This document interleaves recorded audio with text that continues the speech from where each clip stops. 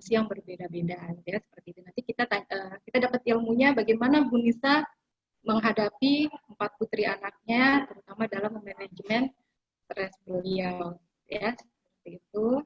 Alamat rumah saat ini di Komplek Kodau 5, Jalan Merapi, nomor 67 Jati Asih, Pondok Gede. Aktivitas saat ini coach SDM, musrif dan santri di Pesantren Tahfiz Quran Iqra Cikunir, konsultan dan bimbingan konseling SMP terbuka 17 Negeri Kota Bekasi, asosiat psikologi Biro Konsultan Psikologi AMNA, terapis anak berkebutuhan khusus. Bagi ayah bunda yang ingin mencatat nomor HP, silakan, atau nanti kalau ada yang ingin bertanya nanti dituliskan di kolom chat ya. 0857 18439515. Nanti kalau kurang detail bisa ditanyakan kembali kalau ada yang ingin menyimpan nomor Ibu Nisa. Visi dan misinya tetap terus melakukan amal kebaikan. Oke, Masya Allah. Oke, Bunda Nisa sudah hadir ya? Bunda Nisa sudah hadir di antara kita? Sudah Mbak Kokom. Assalamualaikum Bunda Nisa. Waalaikumsalam warahmatullahi wabarakatuh. Bagaimana apa kabar nih? Sehat Bunda Nisa? Alhamdulillah Mbak, sehat walafiat, tetap ya, semangat, tetap bahagia. Ya, tetap semangat nanti memberikan ilmunya ya untuk Mbak. Bunda dan ayah, juga mungkin para calon ayah dan calon bunda di pertemuan kita hari ini. Ya, sebelum memulai webinar hari ini, saya ingin mengingatkan untuk sesi tanya jawab akan dilakukan pada akhir penjelasan materi. Ya, jadi ayah bunda dapat mengisi form tanya jawab pada kolom chat dengan format yang nanti kami berikan. Jadi nanti setelah Bunda Nisa memaparkan materi, silakan ayah bunda yang ingin bertanya bisa menuliskan pertanyaannya di kolom chat yang nanti akan diberikan. Ya, tanpa berlama-lama lagi, mari kita persilakan Bunda Nisa untuk memulai webinar kali ini. Silakan Bunda Nisa. Baik, Assalamualaikum warahmatullahi wabarakatuh. Bagaimana kabar ayah, ibu semuanya? Semoga Allah selalu melindungi ayah, ibu, serta keluarganya sekalian dengan penuh semangat, diberi kesehatan, diberi lapangan rezeki, sehingga kita bisa melakukan aktivitas kehidupan dengan menyenangkan. Baik, hari ini saya akan menjelaskan tentang manajemen stres orang tua dalam mendampingi anak belajar daring di rumah. Sebelumnya saya mengucapkan terima kasih banyak kepada LBKP, selaku support, kemudian Parenting Club yang sudah mensponsori acara kali ini, semoga bisa bermanfaat. Ya, berkaitan dengan menghadapi kondisi yang sedang kita hadapi, yaitu kita sedang diuji Allah kondisi wabah COVID-19 yang pastinya sedang melanda kita, khususnya di Indonesia ini, sehingga berdampak besar terhadap kehidupan kita semuanya, bukan hanya di Indonesia saja, tapi di seluruh dunia. Nah, pastinya saat ini banyak membuat sejumlah orang mengalami kesulitan hidup, sehingga yang tadinya bisa beraktivitas, bekerja, kemudian bersekolah, melakukan kegiatan-kegiatan di rumah, ketika tiba-tiba berubah dengan kondisi pandemi yang sedang kita hadapi.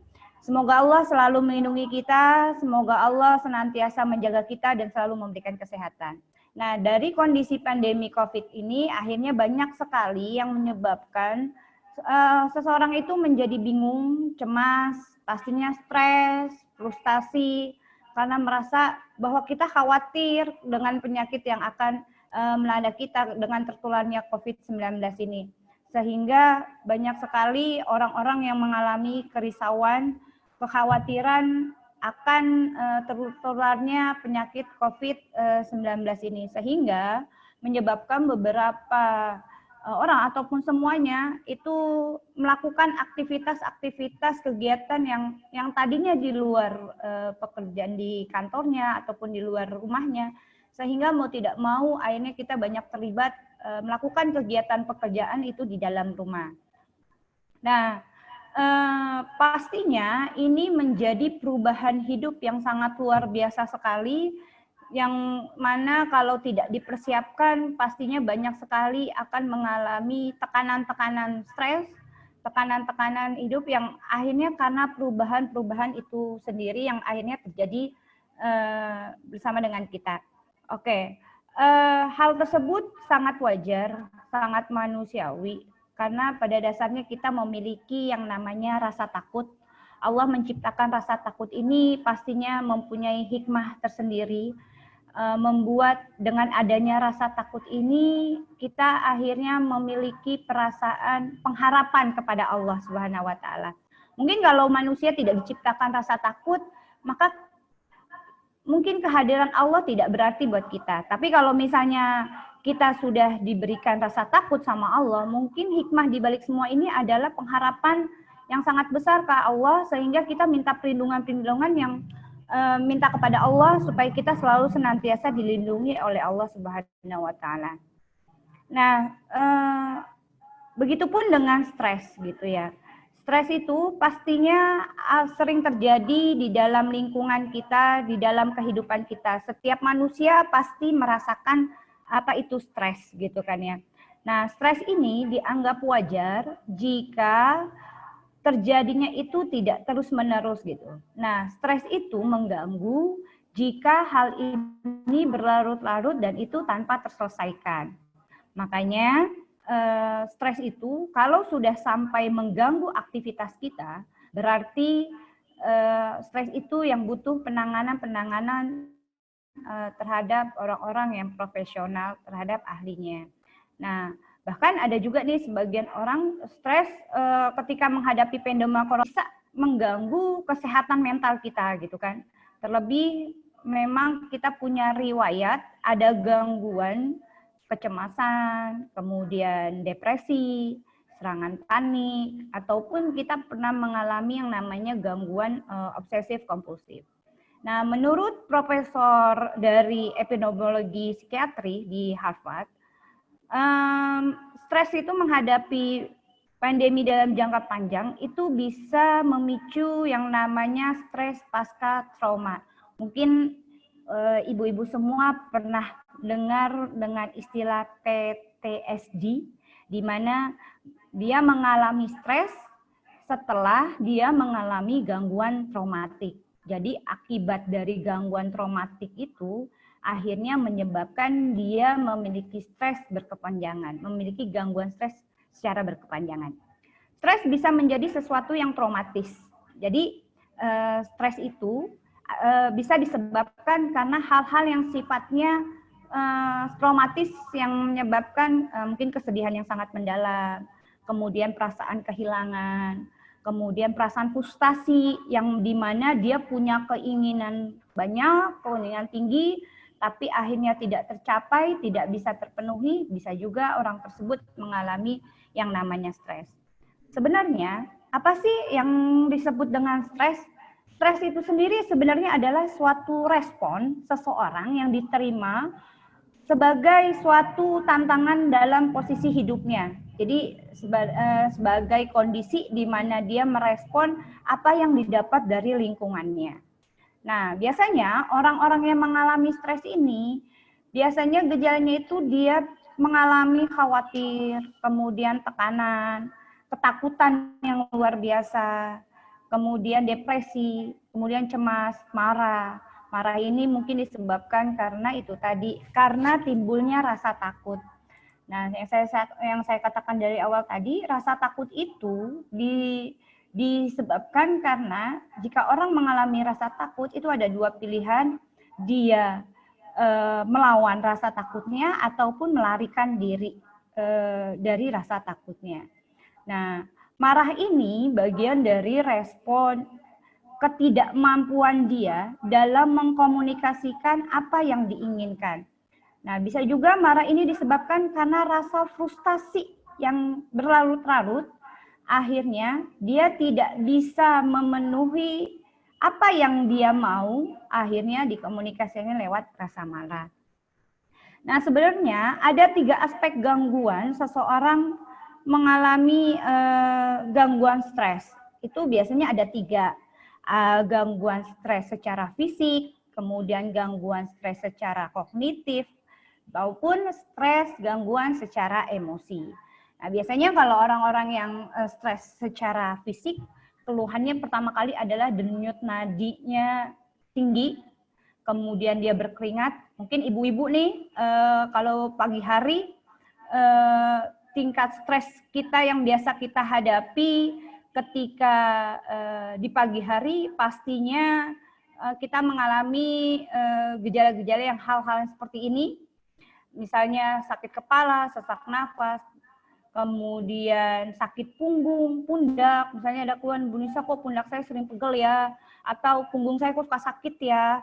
Kemudian bekerja lama-lama, kemudian kalau tidak diatasi, dia males untuk kontak sama orang lain gitu. Misalnya, aduh aku males banget ya ngobrol sama orang, lebih baik enakan sendiri, mengurung diri, segala macam. Nah itu hati-hati Bu. Biasanya itu gejala stresnya sudah mulai melanda kita. Nah, bisa jadi diperparah dengan sulit tidur. Biasanya kalau orang yang sering tidurnya susah ketika malam hari, nggak bisa tidur, insomnia, segala macam, bisa jadi gejala stres sudah mengalami yang namanya gejala stres. Nah, secara fisik, itu juga bisa dipengaruhi juga secara kognitif. Biasanya ciri-ciri orang yang stres secara kognitif, dia cepat lupa. Aduh, kunci motor di mana ya? Aduh, misalnya naruh sendok di mana ya, ataupun hal yang kecil, penitik ada di mana ya, seperti itu. Nah, itu dia lupakan sesuatu, kemudian kita juga sulit konsentrasi. Aduh, mana dulu yang harus dikerjain ya? Misalnya mandikan anak yang pertama dulu kah, atau mandikan anak yang nomor 3 kah, seperti itu. Kemudian cemas terhadap sesuatu. Aduh, gimana ya kalau nilai anak saya jelek? Aduh, ayo dong cepetan, PR-nya belum dikerjain segala macamnya. Ayo nak, kita ikut pelajaran online atau segala macamnya. Itu biasanya itu cemas-cemas yang sering terjadi di pagi hari ketika kita mendampingi anak-anak kita. Kemudian sulit dalam memproses informasi, cepat lupa. Aduh, apa ya tadi yang dikatakan oleh gurunya ya? Aduh, tugas apa ya yang harus dikerjakan ya? Seperti itu. Kemudian kita sudah merasa bahwa kok aku gini banget ya? Kok hidupku kok begini-begini aja, rutinitasku kok itu-itu aja, kok nggak ada yang mau mengerti aku ya, kok aku jadi ibu yang nggak berdaya ya, gitu. Mungkin kita sempat terlintas punya pemikiran-pemikiran hal-hal yang negatif di dalam diri kita. Nah, itu gejala stres secara kognitif. Kemudian secara emosi. Nah, biasanya nih kalau misalnya emosi kita sudah memuncak, biasanya ditampilkan dengan sikap marah kita, ngomel-ngomel. Kamu ini gimana sih naruh tempat ini kok nggak benar sih? Ini kenapa nih kok belum dibersihin segala macam. Nah, biasanya kalau ibu-ibu begitu tuh kalau misalnya kondisi emosinya sudah memuncak gitu. Dan itu dilakukannya secara sadar maupun tidak sadar. Kemudian cemas, panik, takut, kemudian sampai akhirnya di satu titik kita menangis. Aduh, capek banget sih. Kenapa sih orang kok nggak ada yang memahami aku gitu. Padahal aku udah kerjain semua aku. Kayak misalnya, seperti itu. Kemudian nanti timbul yang namanya konflik interpersonal. Ngomelin suami atau ngomelin anak gitu misalnya. Kondisi-kondisi yang biasanya sering terjadi di keseharian kita. Nah, kalau itu semua tidak termanage dengan baik, pastinya akan sangat berpengaruh terhadap hubungan kita dengan lingkungan kita. Misalnya hubungan dengan suami kita kah, hubungan dengan anak-anak kita kah. Sama dari pihak ayah juga begitu. Jika dia stresnya di dunia kerja, misalnya si bapak yang tadinya bekerja rutinitas dari pagi sampai malam, ataupun pulang sore, berangkat pagi, pulang sore, tiba-tiba dibenturkan oleh pandemi COVID kali ini, yang notabene-nya adalah dia harus bekerja di rumah, ataupun dia tidak bekerja, ataupun dia terkena PHK, pastinya yang namanya stres ini akan terjadi di dalam orang tersebut. Seperti itu. Karena stres itu adalah sesuatu yang pastinya akan terjadi, yang pastinya akan kita hadapi, mau tidak mau akhirnya kita harus merasakan dan menikmati stres itu sendiri. Tapi bagaimana stres itu bisa menjadi stres yang positif, bisa juga menjadi stres yang negatif, itu nanti ada tingkatan-tingkatannya. Nah, kembali lagi ke penyebab stres, gitu ya. Bu Deswita, kita klik lagi sebelumnya. Penyebab stres itu banyak sekali terjadi, yaitu karena hal-hal yang dari luar, kemudian dari dalam. Nah, hal-hal yang membuat stres itu biasanya disebutnya stresor. Kita yang mengalami stres, makanya disebutnya stresor gitu.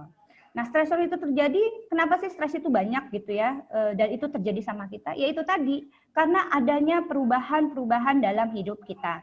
Kalau kita tidak mempersiapkan diri dengan baik, kita akan cenderung mudah untuk terkena yang namanya stres. Karena stres itu selalu berdampingan di dalam hidup kita, selalu berdampingan. Nah, stres itu terjadi jika itu tadi ada dua penyebabnya, secara eksternal maupun secara internal. Nah, secara eksternal itu biasanya terjadinya karena itu tadi, misalnya karena ada ancaman. Dia merasa hidupnya itu ada ancaman, mau tidak mau, akhirnya itu tadi dia memiliki perasaan takut, dari takut itu dia bisa menyerangkah atau bisa melarikan diri.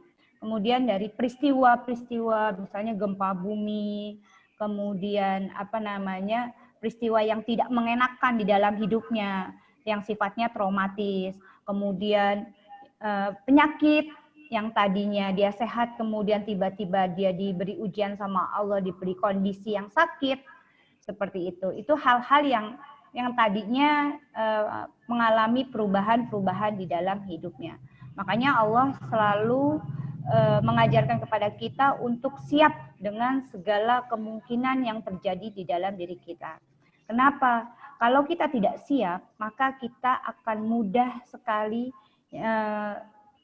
terkena yang namanya tekanan-tekanan stres itu sendiri.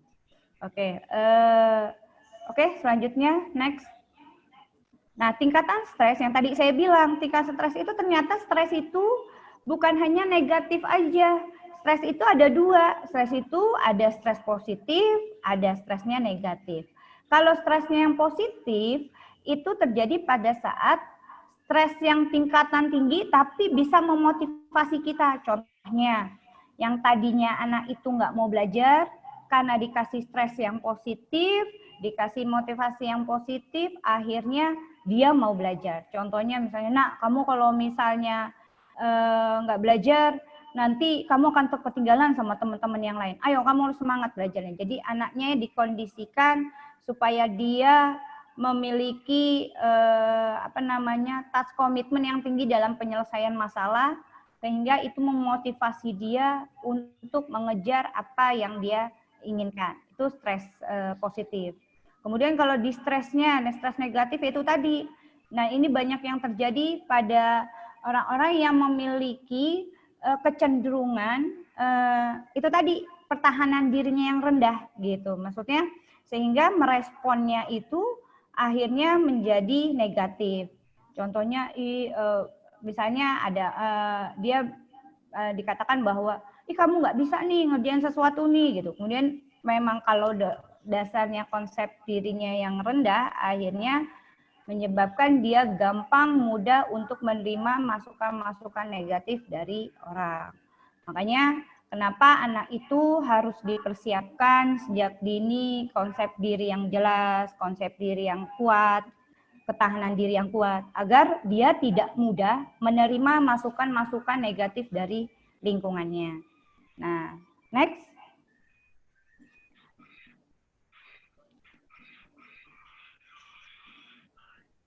Nah, sebelum saya membahas tentang manajemen stres, sebenarnya stres itu secara alami dapat memicu respon bekerjanya stres itu secara alami otomatis dia akan bereaksi terhadap tubuhnya. Jadi ketika menghadapi potensi bahaya, sistem saraf simpatik otomatisnya itu pasti akan merespon otak yang ada di limbik. Sehingga respon-respon itulah yang membuat akhirnya kita memiliki pertahanan diri yang kuat sehingga bisa mengontrol dan mengendalikan emosi. Nah, sebenarnya kalau emosi itu bisa kita kendalikan ataupun bisa juga kita keluarkan gitu. Tinggal proses pemilihan dan pengalaman-pengalaman belajar yang menentukan. Nah, sebenarnya stres itu bisa merespon, yaitu tadi yang saya bilang, kalau misalnya dia meresponnya secara positif, itu bisa membantu dia dalam mempertahankan hidupnya. Tapi kalau misalnya, contohnya ketika ada api, dia langsung merespon bahwa itu bahaya, gitu. Ataupun ada kebakaran, kita lari, itu juga merespon bahwa dirinya harus dilindungi. Tapi ada juga nih gangguan-gangguan stres yang akhirnya itu malah mempengaruhi kesehatan tubuhnya. Karena kenapa? Kan seperti yang saya katakan tadi, emosi itu kan terbagi ya menjadi beberapa bagian. Ada emosi yang memang wajar itu terjadi di dalam diri kita.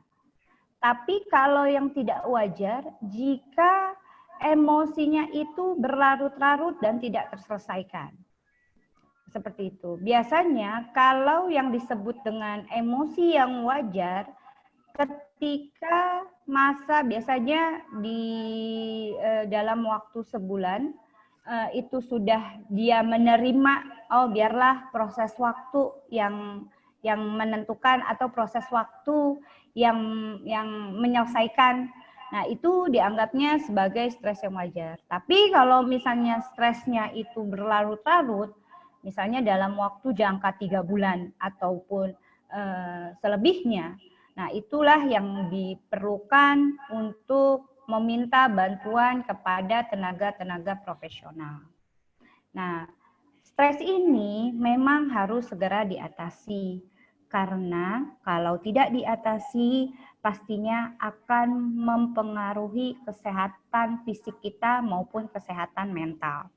Nah, kesehatan fisik itu banyak sekali terjadi. Banyak sekarang orang tidak menyadari bahwa dirinya stres, padahal sebenarnya dia sedang mengalami stres gitu. Misalnya ketika ditanya, enggak kok, aku baik-baik saja. Enggak kok, hidupku nyaman-nyaman saja. Tapi ditandai dengan itu tadi, misalnya dia punya penyakit MAH, kemudian keluhan-keluhan penyakit-penyakit tubuhnya yang mana ketika dianalisa, ketika diobservasi, hasilnya baik-baik saja. Nah, biasanya kalau orang-orang yang sering mengalami stres yang berlarut-larut, biasanya ada kecenderungan akan mempengaruhi psikosomatisnya. Makanya banyak sekali penyakit-penyakit yang disebabkan karena emosi, gitu. Yang disebabkan karena emosi-emosi yang tidak terselesaikan. Contohnya, misalnya penyakit MAH yang disebabkan karena mungkin dia tidak mau menerima realitas, kenyataan hidup, ataupun mimpi-mimpinya yang sangat tinggi, yang akhirnya semuanya ingin segera dicapai, ataupun dia tipe orang yang perfect, yang semuanya harus diselesaikan dengan sendirinya, yang semuanya harus dihandle oleh yang harus diselesaikan sendiri untuk bisa mengatasi masalah-masalahnya. Biasanya kalau orang MAH gitu. Ataupun penyakit jantung, misalnya karena mungkin dia sering merasa kesepian, tidak ada yang menemaninya, tidak ada yang memahaminya. Itu penyakit-penyakit yang disebabkan karena emosi. Ataupun diabetes, penyakit diabetes, misalnya karena dia tidak mau menerima masukan-masukan orang, menganggap bahwa dirinya benar. Akhirnya mempengaruhi kondisi fisiknya. Itu salah satu penyakit-penyakit yang disebabkan karena emosi yang tidak terselesaikan. Nah, makanya pentingnya pengendalian diri, kemudian pentingnya kita dekat sama Allah, pentingnya kita membuka diri, bersosialisasi dengan orang, kemudian menceritakan masalah kita terhadap orang, terhadap apa namanya yang kita hadapi kepada orang yang profesional. Tidak sembarangan kita curhat. Curhat saja pertama kali yang harus kita ceritakan adalah sama Allah pastinya. Kita kan punya Allah gitu. Jangan sampai kita merasa sendiri dalam mengatasi hidup kita. Begitupun dalam mendampingi anak, dalam berkeluarga. Apalagi saya contohnya punya anak banyak ya. Kalau tidak di manage dengan baik, pastinya itu juga yang nantinya akan mempengaruhi kehidupan saya.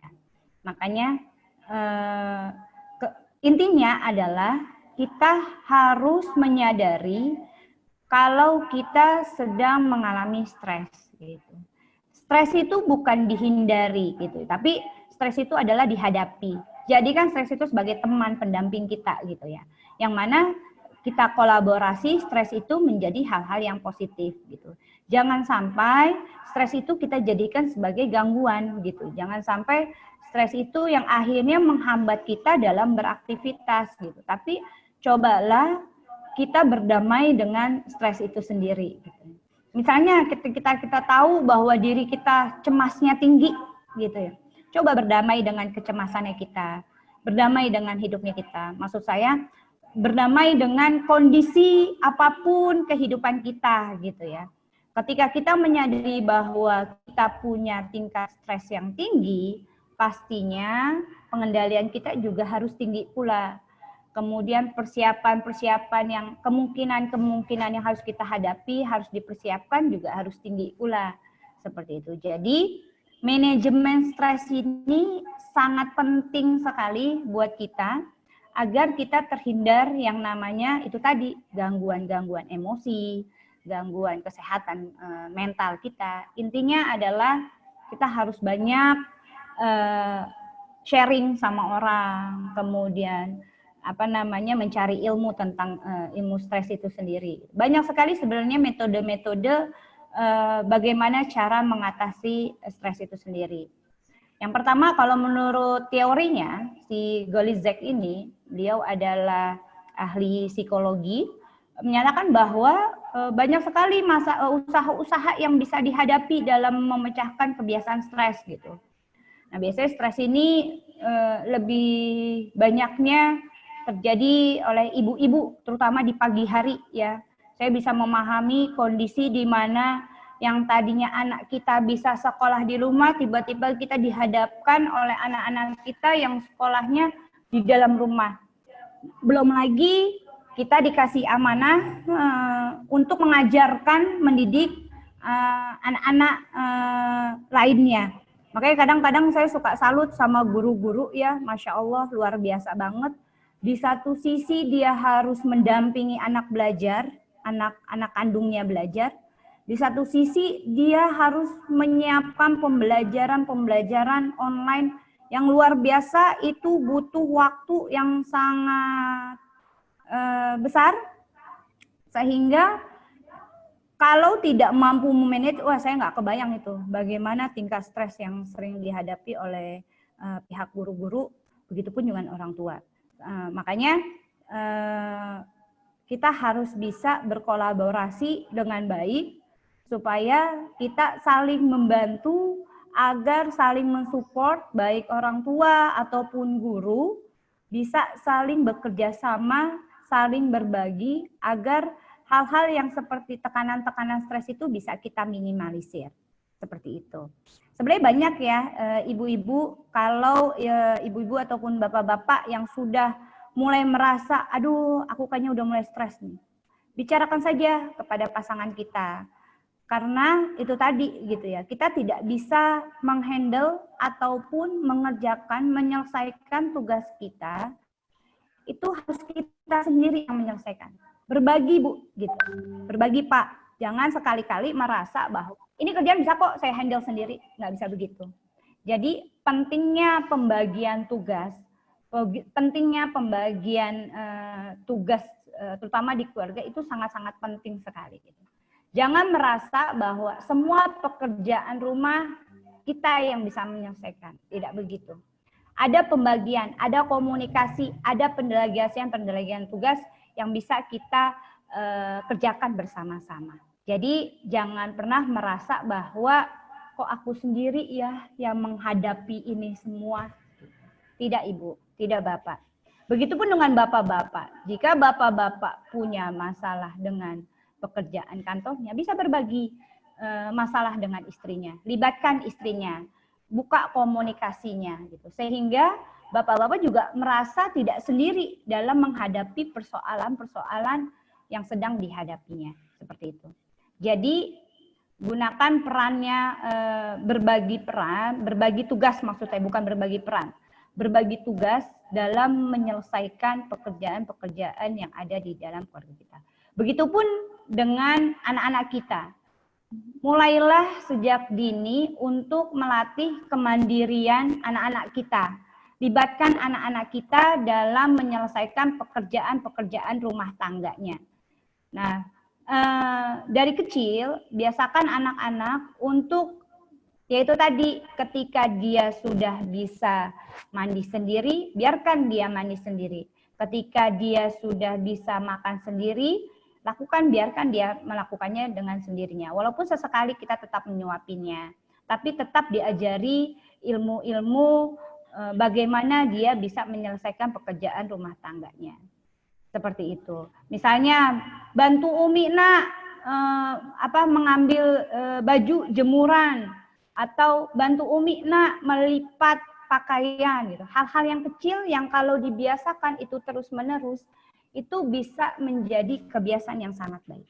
Saya teringat oleh ayah saya yang mana sejak kecilnya ketika dia bangun tidur sama ibunya, dia selalu dibiasakan untuk bangun tidur pagi hari, kemudian dia langsung merapihkan tempat tidurnya. Nah, itu akhirnya melatih pembiasaan yang tadinya itu anggap sepele sederhana, tapi akhirnya bisa merubah tanggung jawab di dalam hidupnya gitu. Mulainya cuman awalnya dari satu itu aja, merapihkan tempat tidur ketika bangun tidur. Itu hal yang sepele yang akhirnya membantu kita dalam menyelesaikan pekerjaan-pekerjaan rumah tangga. Seperti itu. Dan saya teringat gitu ya oleh pesan senior saya, psikolog juga, dia mengatakan bahwa kita sebagai ibu intinya adalah fokus dengan anak-anak kita. Pekerjaan rumah tangga itu bisa didelegasikan ke orang lain atau bisa dikerjakan nanti. Tapi ketika kita bertemu dengan anak-anak kita, itu bukan ada lagi kata nanti dan nanti. Ketika memang kita harus berbenturan dengan pekerjaan-pekerjaan rumah yang mana notabene kita juga harus mendampingi anak kita, pilihlah anak kita. Seperti itu. Pekerjaan rumah nanti bisa dikerjakan setelah tugas anak kita selesai. Makanya pentingnya pembagian jadwal itu sangat penting sekali, bahwa dengan pembagian jadwal juga bisa meminimalisir tingkat stres kita dalam mendampingi anak-anak kita. Libatkanlah ayahnya, libatkanlah suami kita. Misalnya ketika kita nggak bisa mendampingi anak kita, minta bantuan suami kita untuk bisa mendampingi anak kita. Insya Allah kalau misalnya komunikasinya itu terjalin dengan baik, pastinya pekerjaan-pekerjaan rumah kita juga akan terselesaikan dengan baik. Seperti itu. Jadi banyak hal yang bisa kita lakukan. Misalnya kita bertemu, Bu Nisa, gimana kalau misalnya suami saya lebih sibuk dengan pekerjaannya? Komunikasikan. Kemudian ajak ngomong berdua, kemudian dikomunikasikan bagaimana pembagiannya. Kamu bisanya apa, saya bisanya apa. Kemudian misalnya untuk esok hari apa yang harus dilakukan. Kemudian misalnya Kak, saya nggak bisa nih besok mendampingi, bisa nggak kalau misalnya kakak yang mendampingi pertemuan orang tua lewat Zoom ataupun sebagainya. Itu bisa dikomunikasikan. Kalaupun misalnya bapaknya nggak bisa ataupun malu atau segala macam, ya minimal bapaknya memberikan support kepada ibunya. Ayo Bu, ayah dukung, ayah motivasi. Itu juga membuat kita sebagai ibu juga merasa terhargai, merasa termotivasi gitu. Intinya adalah komunikasikan gitu. dan kita sendiri yang lebih mengetahui bagaimana kita bisa berkomunikasi dengan pasangan kita. Sebab kenapa komunikasi itu sangat penting sekali, karena itu menjadi senjatanya kita untuk bisa mengatur manajemen agar hal-hal stres itu tidak terjadi lagi gitu. Jadi meminimalisir tingkat stres. Misalnya karena kita tahu bahwa stres saya nih tinggi nih kalau misalnya di pagi hari. Bisa nggak kalau misalnya di pagi hari kita begini, dan begini. Seperti itu. Jadi dibuat skemanya, dibuat schedule-nya. Bu Lisa, tapi gimana ya ngadepin suami saya misalnya yang pendiam, yang tidak bisa berkomunikasi. Lakukanlah pendekatan-pendekatan yang intens dan itu tidak dalam satu waktu gitu. Jadi sedikit demi sedikit, yang penting komunikasi kita tersampaikan.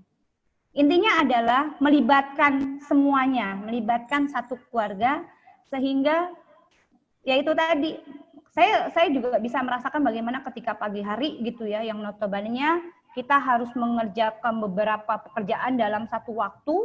Kalau misalnya itu tidak termanage dengan baik, biasanya emosi-emosi itu yang sering banyak muncul. Seperti itu. Baik, apa sih yang biasanya yang harus dilakukan?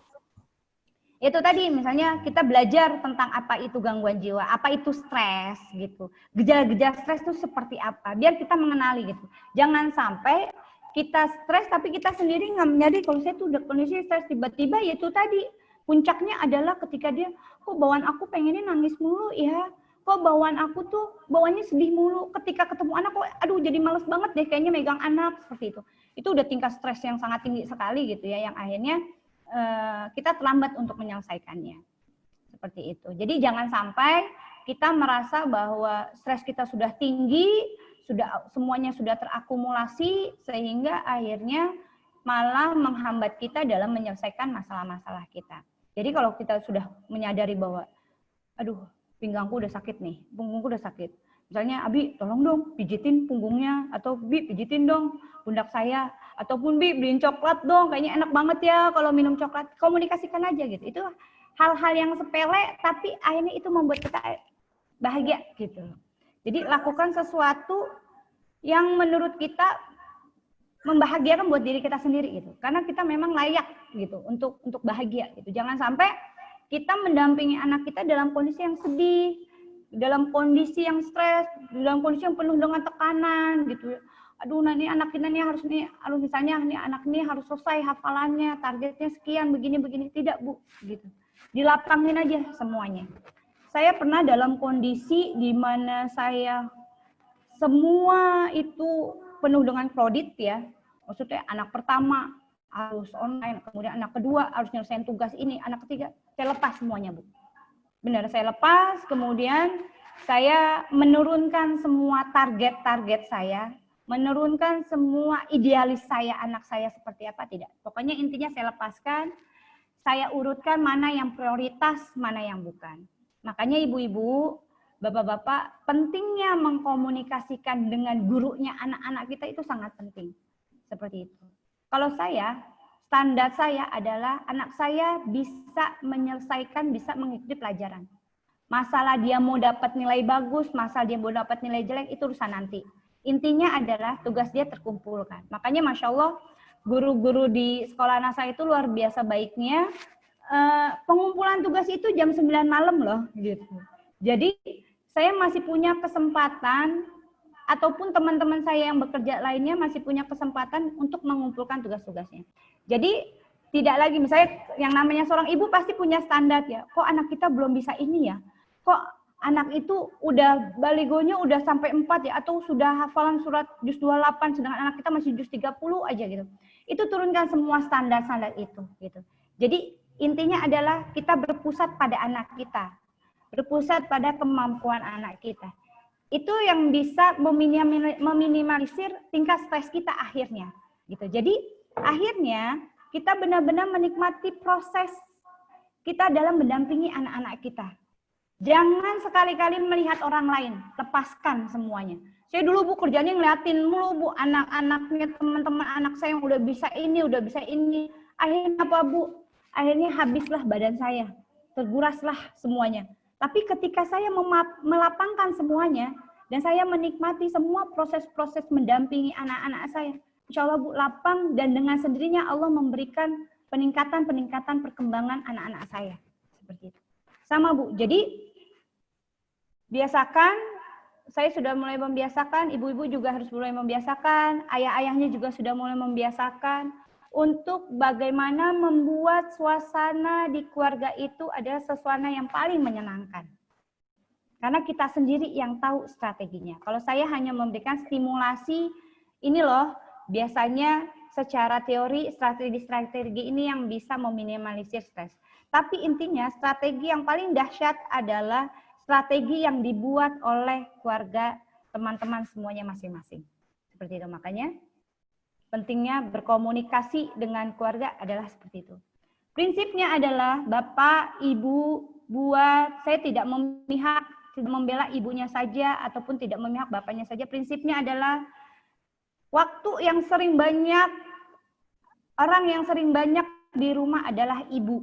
Maka saya berharap ada bapak-bapaknya juga di sini ya. Bahagiakanlah ibu-ibunya, bahagiakanlah istri-istrinya. Kenapa? Kalau ibu bahagia, dia pasti akan mendidik anaknya dengan penuh kebahagiaan. Tapi kalau ibu-ibunya sudah sedih, ibu-ibunya sudah hopeless, ibu-ibunya sudah frustasi, jangan harap anak-anak bapak akan merasa bahagia. Jadi prinsipnya adalah bahagiakan dulu istri-istri bapak-bapak semuanya. Bahagiakan dulu ibunya dari anak-anaknya bapak sekalian.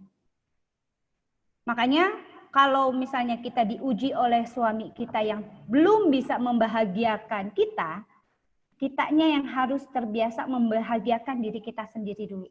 Gitu. Jangan sampai kita dalam keadaan emosi bertemu dengan anak-anak kita. Pokoknya intinya adalah kondisi ketika kita bertemu ataupun harus mendampingi anak-anak kita dalam kondisi 0. Tapi kalau misalnya emosi kita sudah terlibat di dalamnya, dalam arti kata emosi yang itu tadi gitu ya, moodnya kita yang nggak enak, jangan sekali-kali kita dekat sama anak-anak kita gitu. Jadi biasakan komunikasikan dengan suami kita, Kak, kalau adik lagi ngomel, tolong dong elus punggung adik nih belakangnya misalnya gitu, atau elus kepala adik, atau beliin adik coklat dong, adik pasti seneng deh kayak gitu. Intinya adalah kitanya harus bisa membahagiakan diri kita sendiri. Egois itu penting gitu ya. Nggak semuanya egois itu buruk, tapi terkadang kita juga harus punya waktu buat kita sendiri untuk bisa membahagiakan hati kita, mencharge hati kita, agar ketika kita ketemu sama anak-anak kita dalam kondisi yang bahagia. Seperti itu. Banyak ya ibu-ibu ya, bapak-bapak, teknik-teknik dalam mengatasi stres. Misalnya kita bisa berwudu, sholat, kita punya Allah, kemudian kita bisa, yaitu tadi, bisa minum coklat kah, ataupun kita punya waktu tersendiri dulu kah untuk menenangkan diri kita. Kemudian visualisasi diri itu dalam arti kata kita pemberian motivasi, lebih banyak sering memotivasi diri, lebih banyak mendengarkan motivasi. Sama bapak-bapak juga begitu. Ketika bapak-bapak, pastinya bapak-bapak itu punya tekanan yang sangat luar biasa sekali gitu ya, dalam memenuhi kebutuhan nafkah untuk keluarganya. Pastinya bapak-bapak juga harus punya waktu untuk bisa memotivasi diri sendiri, untuk bisa punya waktu sendiri dalam mengembangkan motivasi-motivasi yang nantinya akan diberikan oleh keluarganya. Seperti itu. Jadi pemberian kesempatan-kesempatan itu juga perlu untuk diberikan masing-masing pasangan. Seperti itu. Kemudian next, selanjutnya. Pendekatan individual, maksudnya menyatakan terdapat 2 cara dalam pengelolaan stresnya.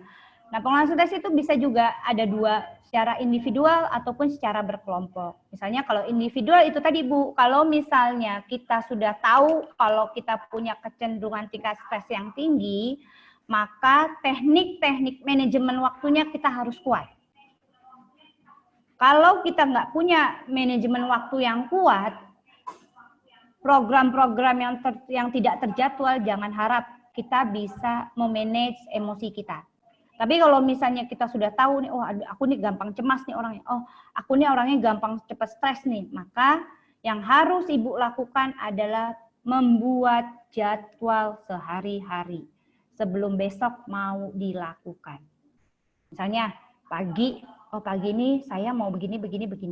Kemudian misalnya ketika ada tugas yang nggak bisa kita selesaikan, kita bisa delegasikan ke orang lain. Minta bantuan, Bu. Jangan merasa bahwa diri kita tuh superhero. Kita butuh orang lain, kita butuh pendelegasian. Ketika ibu merasa tidak sanggup untuk menyelesaikan tugas ibu sendiri, minta bantuan orang lain. Komunikasikan dengan pasangan kita. Minta terlibat anak-anak kita untuk menyelesaikannya. Jangan sampai ibu merasa capek sendiri. Begitupun dengan bapak-bapaknya. Bapak-bapaknya ajak, libatkan istrinya. Jadi pasangan yang ideal itu adalah ketika pasangan itu mau membuka diri, mau berkomunikasi, mau menerima masukan, mau menerima kritikan, dan mau diajak kerjasama. Tapi kalau misalnya ibu lagi diuji nih, ataupun bapak lagi diuji, kok istri saya nggak bisa kalau diajak kerjasama. Doa, Bu, minta sama Allah supaya keluarga ibu dimudahkan dalam memanajemen keluarganya masing-masing. Seperti itu. Relaksasi, perluas jaringan. Nggak apa-apa, Bu, ibu bikin komunitas, bapak-bapak bikin komunitas. Kita bisa sharing masalahnya apa gitu. Bukan mengumbar masalah, tidak, tapi kita mencari solusi-solusi terbaiknya untuk keluarga kita masing-masing. Banyak sekali tenaga-tenaga ahli yang mau membuka diri, membantu kita semua dalam membantu menyelesaikan permasalahan hidup yang biasanya kita hadapi. Seperti itu. Next. Nah, ibu-ibu, bapak-bapak semuanya, kenapa pentingnya kita bisa memanage emosi kita, bisa memanage marah kita, terutama di dalam keluarga? Kita lihat, saksikan masing-masing tayangan di bawah ini. Saya berharap sebelumnya anak-anak tolong jangan dilihat dulu ya adegan-adegan seperti ini.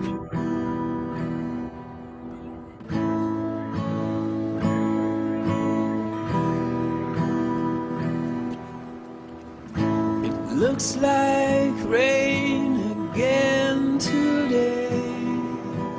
Dark clouds gather and fill the sky. Don't know how to talk to you, just know how to say goodbye.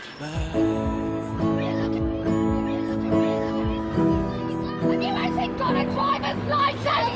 I don't think so. Did you see it back there?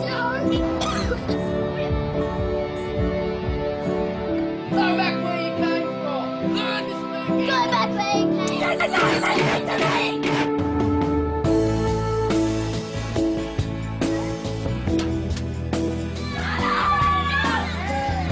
What's wrong with you, Harry? What's wrong with you? Get over here. You don't want to speak. I've had enough of you. I've had enough of you.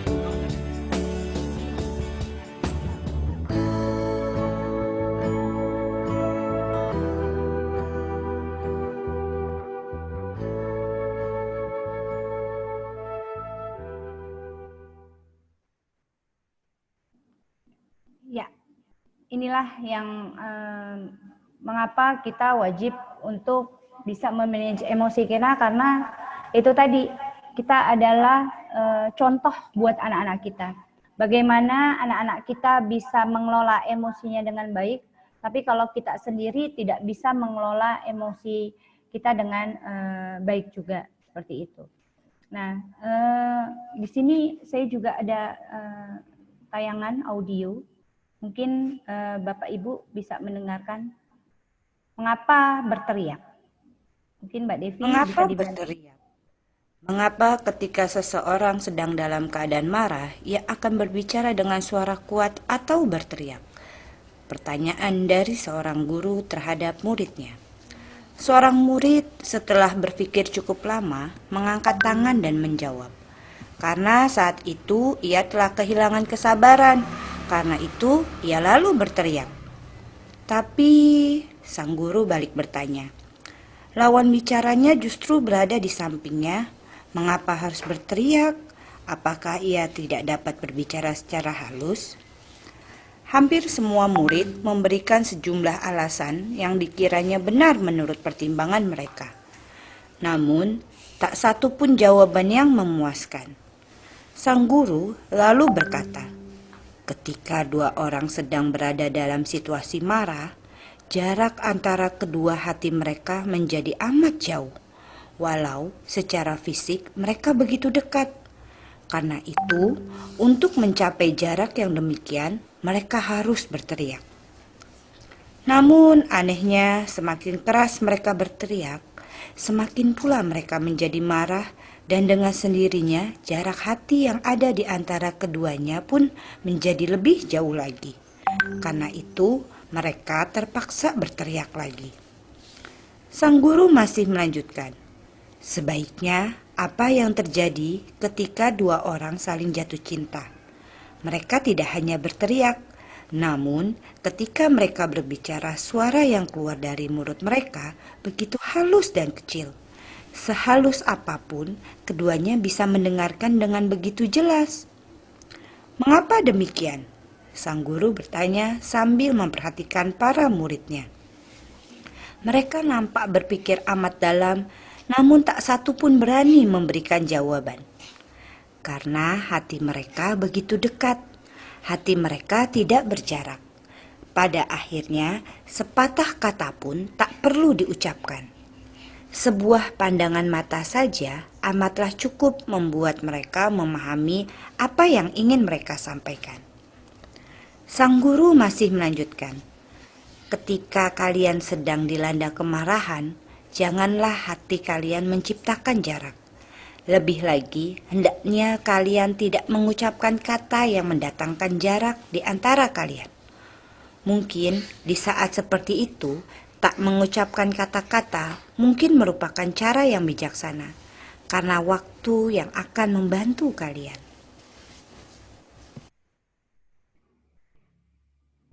Ya,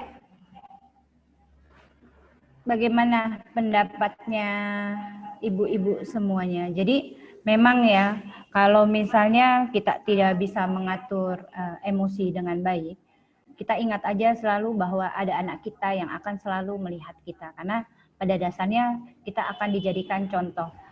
Anak kita itu sesuai dengan gambaran orang tuanya gitu ya. Kalau makanya bisa dilihat bagaimana perilaku anak kita ya dilihat dari perilaku kita sebagai orang tuanya. Nah, makanya pentingnya kita harus mengelola emosi dengan baik. Makanya pentingnya kenapa kita harus bahagia, pentingnya kita harus senang dengan hidup kita. Karena itu tadi Bapak Ibu semuanya, kalau kita bahagia dengan kehidupan kita, otomatis anak kita juga pastinya akan bahagia dengan kita. Seperti itu. Oke, next selanjutnya. Nah, bagaimana mengatur dan mengelola manajemen stres orang tua? Bisa kita lakukan itu tadi yang seperti saya katakan di awal. Next ada yang namanya support system. Nah, support system ini harus dibangun karena ini menjadi titik tolak kita dalam mengelola emosi kita. Seperti yang saya katakan di awal tadi, kita nggak bisa menyelesaikan masalah kita sendiri kalau kita tidak dapat dukungan dari lingkungan kita ataupun orang lain ataupun orang-orang yang sekitar kita. Support system ini bisa dibangun, pastinya butuh waktu, butuh proses, tidak bisa instan gitu ya. Pendekatan-pendekatannya juga harus strategis, tidak langsung jadi, semuanya itu butuh waktu. Oleh karenanya, bangun semua support system yang ada di sekitar kita.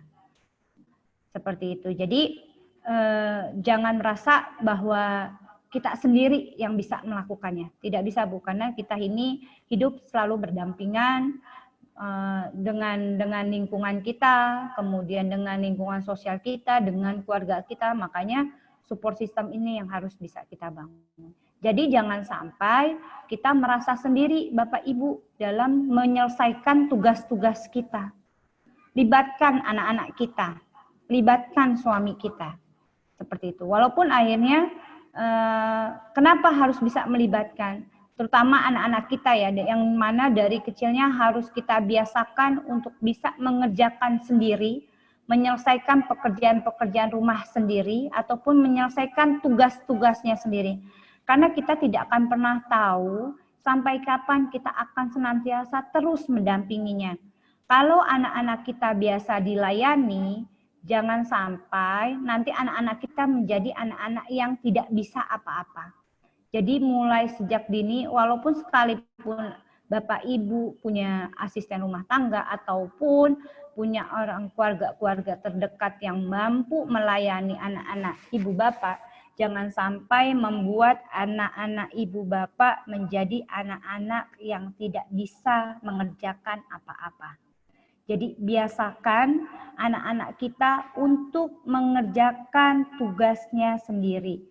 Tugas kita hanya mendampingi, tapi yang menyelesaikan tugas anak kita adalah anak kita sendiri. Contohnya, mengerjakan PR, jangan sampai walaupun PR-nya anak-anak kita banyak, kita yang menyelesaikan PR anak-anak kita. Itu tidak melatih tanggung jawabnya. Sekarang ini banyak sekali anak-anak yang nggak mengerti akan tugasnya. Karena apa Bapak dan Ibu? Karena terbiasa diselesaikan tugasnya oleh kitanya sebagai orang tua. Ya terlebih oleh ibu ya, saya juga menjadi ibu, saya juga bisa merasakan menjadi ibu. Kita kan pengennya ibu-ibu itu cepat, instan, selesai gitu kan ya. Udah yang penting kelar tugas segala macam, tapi itu tadi akhirnya anak-anak kita tidak mengerti yang namanya bagian dari proses. Jadi biarkan anak-anak kita menikmati prosesnya dalam menyelesaikan, sekalipun tugas-tugasnya itu amat banyak, sekalipun tugas-tugasnya amat berat. Tapi biarkan anak-anak kita menyelesaikan tugasnya sesuai dengan prosesnya. Kitanya turunin dulu kadarnya. Target-target kita turunin dulu semuanya. Seperti itu. Ingat ya Ibu, Bapak, jangan sampai anak-anak kita menjadi anak-anak yang tidak tangguh, menjadi anak yang tidak gigih dalam mengejar semua cita-citanya. Jadi biasakan dari kecilnya dia menyelesaikan tugas-tugas pekerjaan rumahnya. Seperti itu. Nah, support system itu juga bisa dibangun, itu tadi komunikasikan di saat waktu yang tepat oleh pasangan kita dengan anak-anak kita, bikin program kegiatan yang menyenangkan buat anak-anak kita, program keluarga yang menyenangkan buat kita sendiri, seperti itu. Jadi luangkan waktu, biarkan dulu pekerjaan rumah tangga kita terbengkalai sedikit. Yang terpenting adalah fokus kita adalah anak dan suami kita. Begitupun suami kita, luangkan waktu dulu Pak buat anak istri Bapak, karena waktu itu terus berjalan, waktu itu tidak akan pernah terulang kembali. Jangan sampai kesibukan Bapak dengan handphonenya, jangan sampai kesibukan dengan pekerjaan-pekerjaan kantornya yang akhirnya membuat Bapak menyesal nantinya ketika di tua hari nanti bahwa Bapak tidak tahu perkembangan anak dan istri Bapak. Tiba-tiba udah tua aja, tiba-tiba Bapak udah besar aja gitu. Jangan sampai waktu-waktu itu yang sangat bernilai itu terlewatkan begitu saja. Handphone bisa nanti Pak, main games bisa nanti, tapi Bapak tidak akan pernah bisa nanti melihat perkembangan anak-anak Bapak semuanya. Seperti itu. Kemudian selanjutnya tadi bikin program kegiatan yang menyenangkan, bikin momentum yang bahagia, momen-momen juga yang membahagiakan hidupnya, sampai akhirnya nanti anak Bapak Ibu akan selalu senantiasa mengingat momentum itu di masa dewasanya nanti. Oh dulu nih aku sama ayahku kalau setiap hari Sabtu suka bikin apa, fun cooking kah? Atau kalau saya dulu punya kebiasaan setiap hari Sabtu itu tugasnya ayah saya memberikan tausiah buat saya dan adik-adik saya maupun ibu saya, seperti itu. Jadi bikin momentum yang akhirnya momentum itu akan terulang lagi nantinya oleh anak haknya Bapak Ibu semuanya terhadap anak-anaknya lainnya lagi. Seperti itu. Jadi momentum keluarga yang tidak akan pernah terlupakan. Momentum yang paling membahagiakan yang akhirnya membekas di dalam memorinya masing-masing anak-anak Bapak dan Ibu. Seperti itu. Sehingga masa-masa itu yang tidak akan membuat Ibu ataupun Bapak menyesalinya lagi nantinya. Oh, dulu waktu anak-anakku masih kecil, kita sudah terbiasa ya membuat agenda pekerjaan rumah tangga seperti ini, dan ini. Dan akhirnya itu, momentum itu yang akhirnya mendekatkan satu sama lain antara hubungan bapak dengan ibunya, dengan anak-anak dengan bapaknya, ataupun anak-anak dengan ibunya. Seperti itu. Oke, selanjutnya ada lagi? Oke, pastinya mendampingi anak dalam belajar daring adalah peralatan aplikasi pembelajaran online yang memadai. Seperti itu, karena mau nggak mau ya Bapak dan Ibu, kita harus berkorban untuk menyiapkan peralatan-peralatan aplikasi pembelajaran online. Karena kalau tidak demikian, apapun itu pilihannya, pastinya pembelajaran itu tidak akan berjalan dengan baik. Saya selalu mendoakan Ibu Bapak semuanya, semoga kita diberikan kelapangan rezeki sehingga kita dimudahkan dalam menyiapkan peralatan-peralatan aplikasi ini yang luar biasa, memenuhi tanggung jawab kita sebagai orang tua. Semoga Allah memberikan rezekinya masing-masing terhadap ayah bundanya, sehingga pembelajaran online ini bisa berjalan dengan baik dan efektif. Kemudian bekerja sama dengan pihak guru dan sekolah. Yang seperti saya katakan tadi, buka komunikasi kita sebagai orang tua terhadap sekolahnya. Ibu, bapak nggak usah malu untuk mengkomunikasikan ke bapak, ibu, gurunya anak-anak kita kalau tugas anak-anak kita belum selesai. Prinsipnya adalah kita diminta untuk melebihkan waktunya dalam mengerjakan tugas anak-anak kita.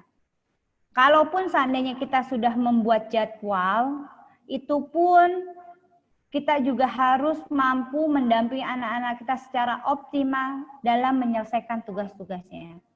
Tugas-tugas anak kita harus selesai ya Ibu, Bapak. Kenapa? Karena kita membiasakan anak-anak kita ketika dia menyelesaikan masalah apapun harus selesai. Dimulai dari mana Ibu Bapak? Dimulai dari ketika dia mengerjakan PR-nya. Kalau banyak sekali PR-PR yang tidak terselesaikan, jangan harap anak-anak kita bisa menyelesaikan persoalan-persoalan dalam hidupnya. Jadi apapun itu alasannya, tugas sekolah anak kita harus selesai. Karena ini bagian dari pendidikan anak-anak kita dalam menyelesaikan tanggung jawabnya. Jadi dibiasakan untuk menyelesaikan tugasnya. Sekalipun tugas kita dalam bekerja sama dengan pihak guru adalah mengkomunikasikan minta keluangan waktunya untuk bisa menyelesaikan tugas-tugas PR-nya. Insya Allah guru-gurunya anak-anak kita mafhum, insya Allah guru-guru anak-anak kita bisa memahaminya. Yang terpenting adalah tugas anak kita bisa selesai dengan baik. Seperti itu. Kemudian komunikasikan dengan pihak sekolah, apa yang menjadi hambatan kita sebagai orang tua dalam mendampingi anak-anak kita. Misalnya ada sebagian ibu-ibu yang bekerja, komunikasikan saja, misalnya Pak boleh enggak kalau pembagian jadwal belajarnya ketika malam hari, biar saya bisa mempersiapkan apa-apa saja tugas-tugas anak saya. Seperti itu. Jadi ibu pagi harinya bisa bekerja dengan baik. Kayak misalnya ada beberapa tugas anak-anak kita yang harus diselesaikan, misalnya harus mengumpulkan biji-bijian misalnya. Komunikasikan saja ke pihak gurunya apa yang harus dipersiapkan di malam harinya. Memang luar biasa sekali ibu-ibu yang bekerja baik di rumah maupun di luar rumah. Ataupun ibu yang di rumah saja itu juga luar biasa sekali gitu ya. Yang mampu bisa mendampingi anak kita, karena saya yakin pekerjaan ibu itu luar biasa dahsyat banyaknya, tapi juga luar biasa sekali pahala-pahalanya. Itulah yang menjadi patokan kita untuk senantiasa bahagia dalam mendampingi anak-anak kita, karena jaminannya adalah kita surga ya Ibu kalau kita mendampingi anak-anak kita belajar. Kepuasan dalam mendampingi anak-anak kita belajar itu tidak tergantikan oleh apapun. Apalagi kalau misalnya disertai dengan perubahan-perubahan akhlak yang baik. Kemudian apalagi disertai dengan nilai-nilai yang baik. Itu kepuasan yang tidak akan tergantikan oleh apapun. Secapek-capeknya kita dalam menyelesaikan pekerjaan rumah tangga kita, ketika waktunya untuk dampingi ibu. Karena momentum itu yang tidak akan pernah terulang lagi. Karena tahu-taunya anak kita sudah dewasa. Tahu-taunya anak kita sudah besar. Tahu-taunya anak kita maunya belajar sendiri, udah nggak mau didampingi lagi. Dan pastinya kita akan merasa kehilangan momen-momen seperti itu. Jadi nikmati saja proses-proses itu, nikmati saja proses-proses keriuhan kita, keriwetan kita, karena yakin masa-masa itu tidak akan pernah terulang lagi. Dan yang terakhir adalah bagaimana kita bisa memanage emosi kita adalah bahagia. Bahagia itu Bu, harus kita dapatkan, bahagia itu harus kita rahasiakan, harus kita rasakan. Seperti itu. Kalau kita tidak bahagia, jangan harap kita bisa membahagiakan orang lain. Jadi bahagiakan dulu diri kita sendiri Bu. Bahagiakan dulu pasangan kita, bahagiakan dulu anak-anak kita, baru bisa membahagiakan orang lain. Bagaimana cara Bu? Bagaimana caranya dipaksa bagaimana supaya kita bisa bahagia. Ibu lakukan sesuatu yang membuat ibu bahagia. Lakukan sesuatu yang membuat bapak bahagia. Lakukan hal-hal yang kecil yang menurut ibu membahagiakan. Lakukan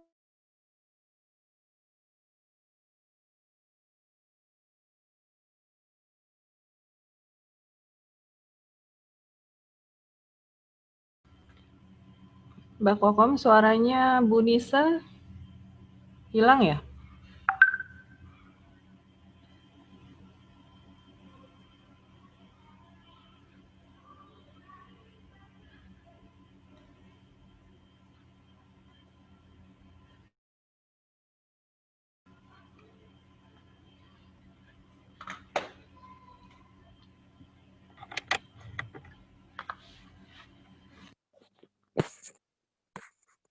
Baik, mohon maaf, Ayah Bunda. Kita masih menantikan koneksi. Sepertinya ada gangguan di LPKP pusat untuk koneksi internet. Halo, Bu Kokom.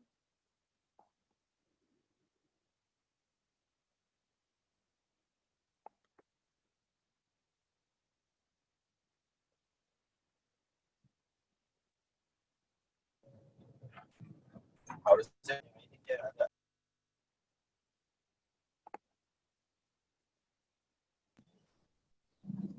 Misalnya Ayah Bunda, gabung lagi seharusnya. Karena tuh ketika materi udah nggak pakai, dia nggak. suara saya terdengar nggak? Halo, Assalamualaikum. Mohon info apabila suara saya dengar.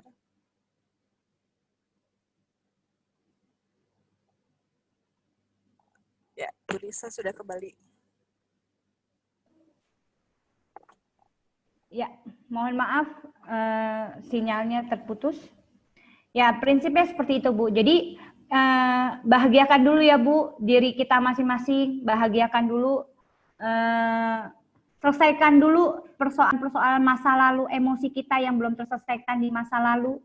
Jadi kondisikan hati kita dalam kondisi yang bahagia.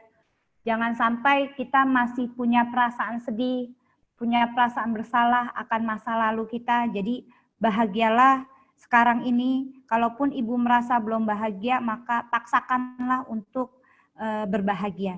Saya rasa seperti itu, Bu Deswi. Mohon maaf ya, Bapak Ibu semuanya. Bila ada kekurangan, saya kembalikan ke co-hostnya Ikro Parenting. Kepada Mbak Kokom, saya persilahkan.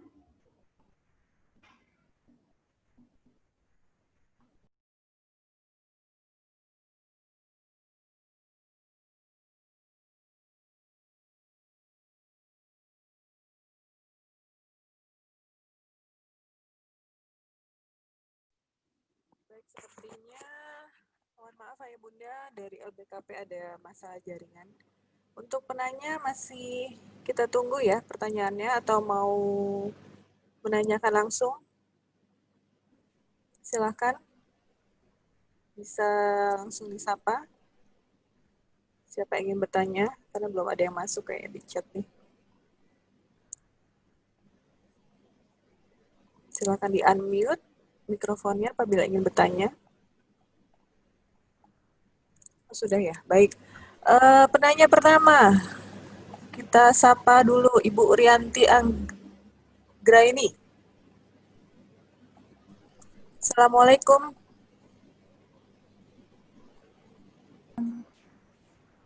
Waalaikumsalam. Ya, Ibu Urianti Anggraini, silakan.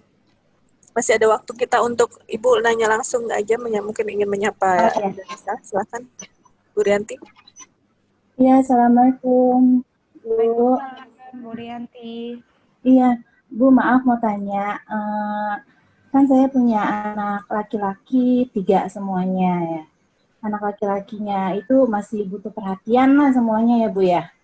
Iya. Masih butuh perhatian. Yang pertama umur 11 tahun, yang kedua 6 tahun, yang ketiga 3 tahun. Nah, ini bagaimana membimbing atau mensupport si kakak pertamanya ini agar dia tidak cemburu atau dia tidak terbagi perhatiannya. Terus dia mencontohkan sebagai kakak yang pertama kepada adik-adiknya itu biar menjadi kakak yang baik, kakak yang soleh. Terus dia mencontohkan yang benar-benar yang dia bisa ngomong ke adik-adiknya gitu. Jadi saya sebagai orang tua tidak terbagi agar tidak bisa mereka itu adil perhatiannya gitu Bu. Jadi nggak saling iri, nggak saling cemburu gitu. Gimana Bu ya? Terima kasih.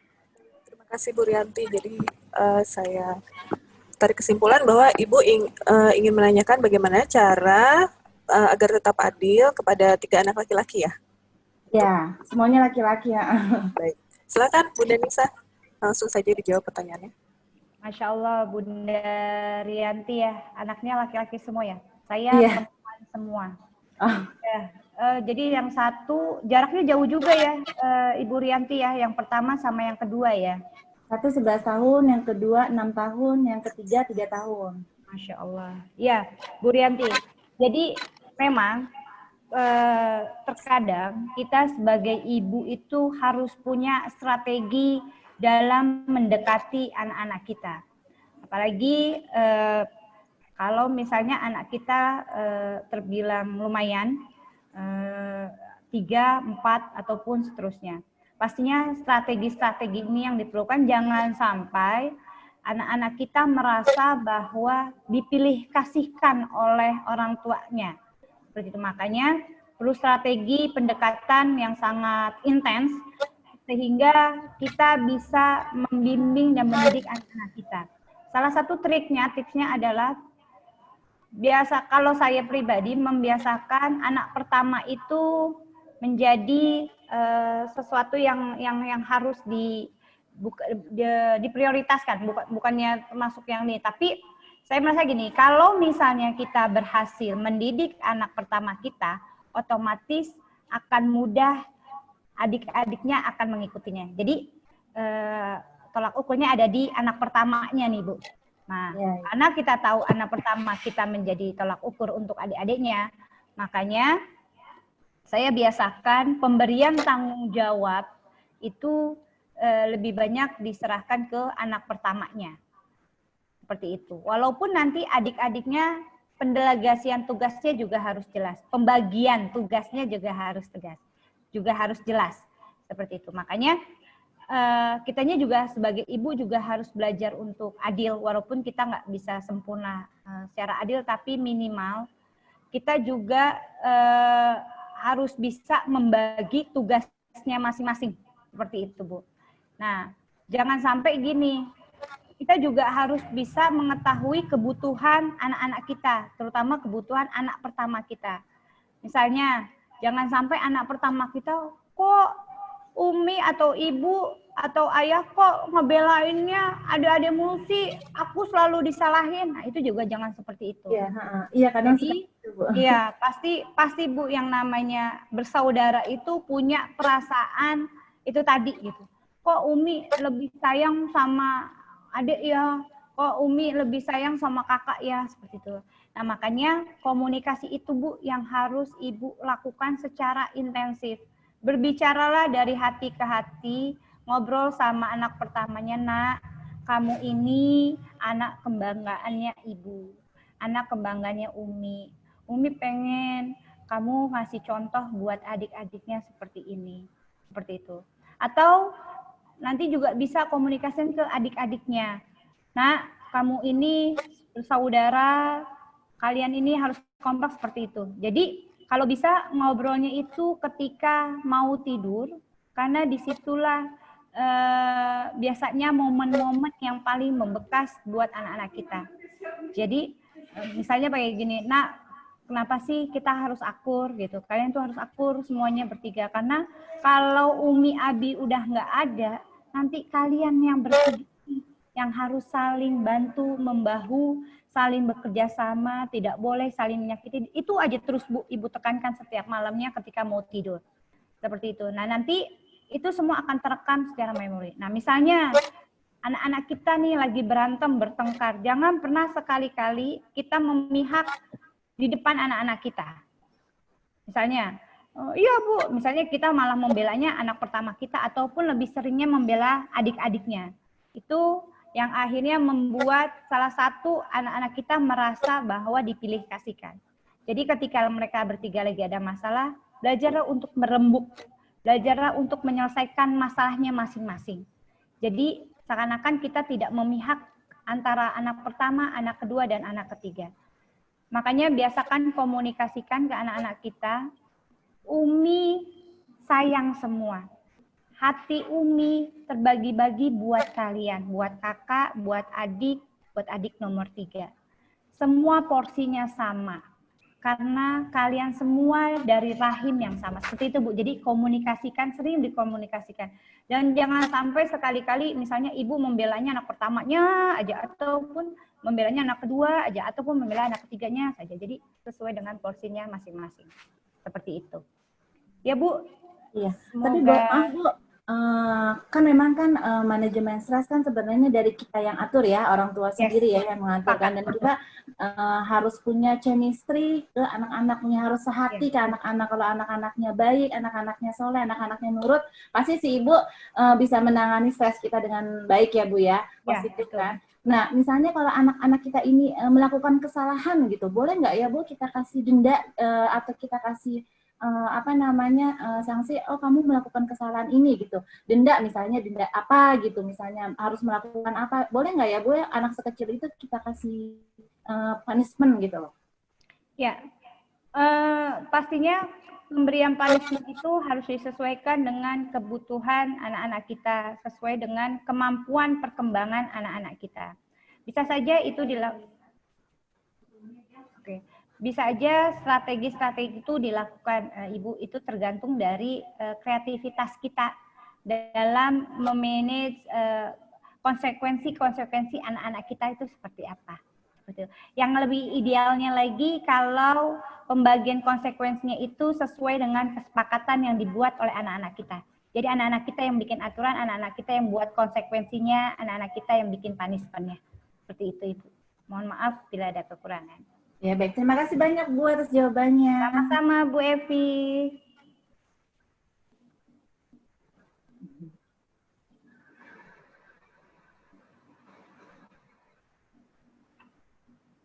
Bu Devi, mohon maaf tidak ada suara. Ya, terima kasih. Halo. Sudah ada suaranya? Sudah ya? Baik, sudah ada Bu Kokom ya. Tadi sempat terputus ya Ibu Kokom ya. Kita baru masuk ke pertanyaan pertama. Kita buka sesi 3 pertanyaan dulu untuk sesi tanya jawab kali ini. Kedua mungkin dari Bunda Kiki. Silakan saya kembalikan ke Ibu Kokom karena sudah hadir sebagai moderator. Ya, sebelumnya mohon maaf Ayah Bunda tadi sempat terputus karena sempat mati lampu, jadi jaringan terputus. Baik, tadi pertanyaan pertama sudah dijawab oleh Bunda Nisa. Terima kasih untuk Bunda Nisa atas pertanyaannya dan Bunda Rianti ya atas pertanyaannya. Berikutnya pertanyaan dari Bunda Arbaatun ya? Bunda Kiki dulu, mohon maaf. Bunda Kiki. Ya, baik. Oke, di sini tidak di chattingan di grup tidak muncul, mungkin karena tadi saya tadi sempat keluar ya, jadi nggak tahu. Mungkin Bu Devi bisa disampaikan kembali isi pertanyaannya. Pertanyaan dari Bunda Kiki ya. Kita sapa dulu, Bunda Kiki masih hadir. Assalamualaikum warahmatullahi wabarakatuh, Bunda Kiki. Suaranya boleh di-unmute dulu audionya.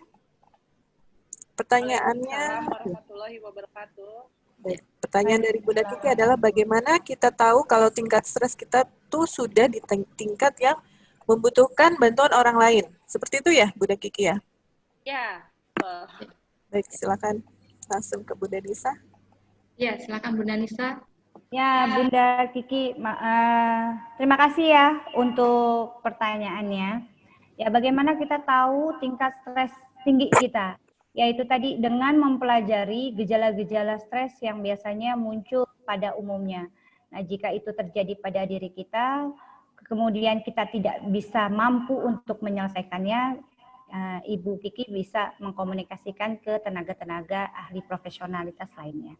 Betul. Intinya misalnya seperti kalau itu sudah terjadi lebih dari 1 bulan ataupun 3 bulan, biasanya kalau udah 1 bulan itu kalau sudah mengganggu aktivitas kita, maka itu sudah perlu bantuan tenaga ahli profesional.